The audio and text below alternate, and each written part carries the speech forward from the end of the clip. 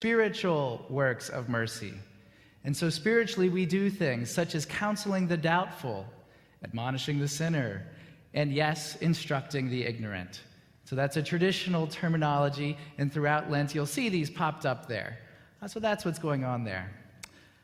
But nonetheless, this second Sunday of Easter, since the year 2000, Pope St. John Paul II declared as Divine Mercy Sunday.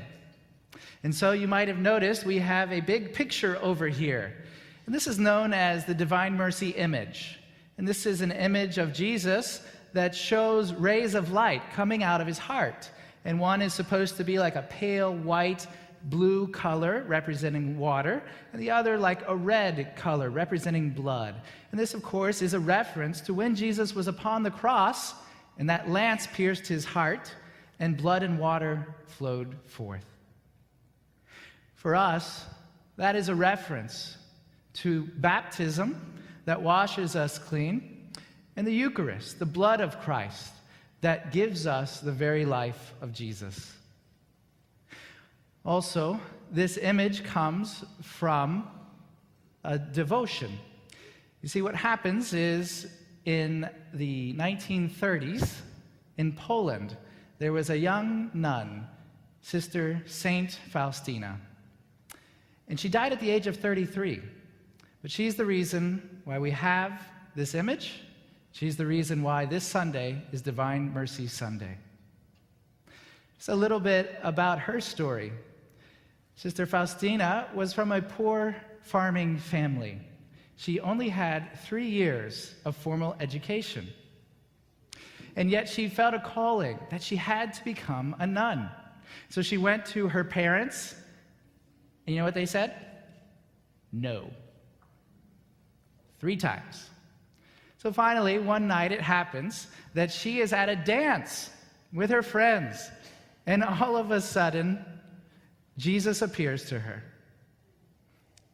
with his crown of thorns in this suffering form, in this image, and says to her, "How much longer do I have to put up with you and you avoiding me?" And with that, of course, she freaked out. And she ran to the cathedral as fast as she could and began to pray. And the Lord led her and said, "You must go to Warsaw, and there you will enter the convent." So she told her one sister, but not her parents, and went immediately and was accepted into the convent there, where Jesus again revealed himself in this message of divine mercy, which he said is the message for these times.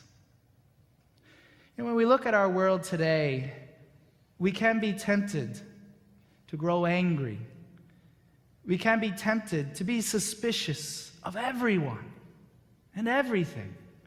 We can be tempted to give in to fears, to prejudice, to anger, to so many different spirits in our world.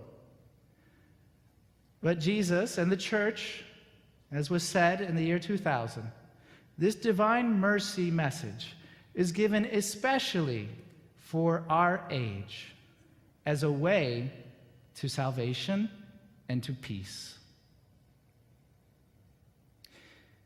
Mercy is the way to resurrection.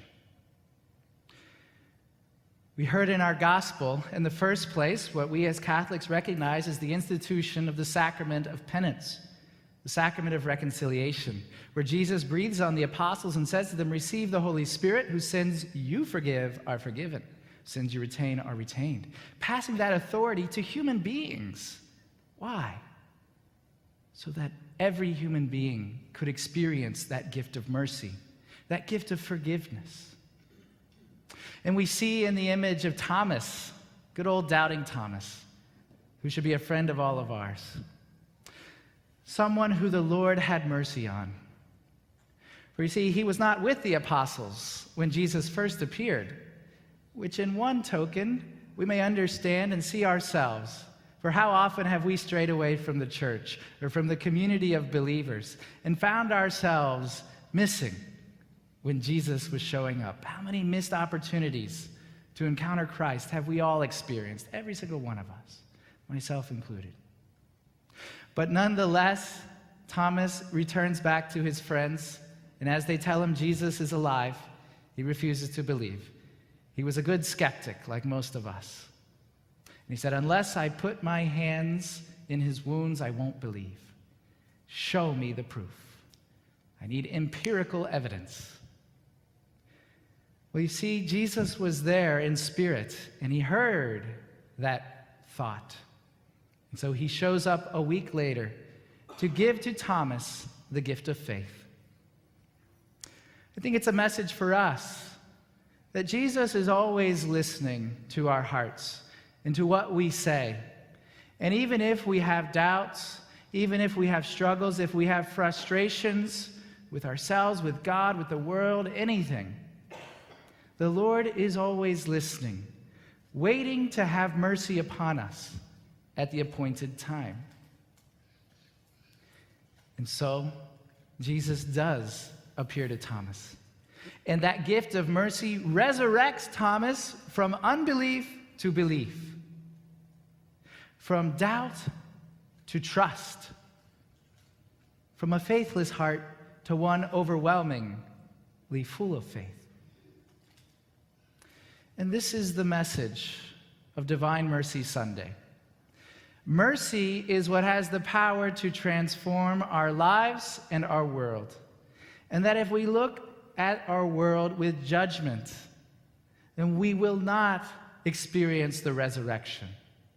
We will experience more death, more pain, and more violence in our world and in our lives. And so this Sunday, each of us is invited to put our hands into the wounds of our world and to see that they are the same wounds of Christ, and that he has the power to resurrect our world, our families, and our lives. And we should not be unbelieving, but believe in the power of mercy, for it is the greatest gift given to our times.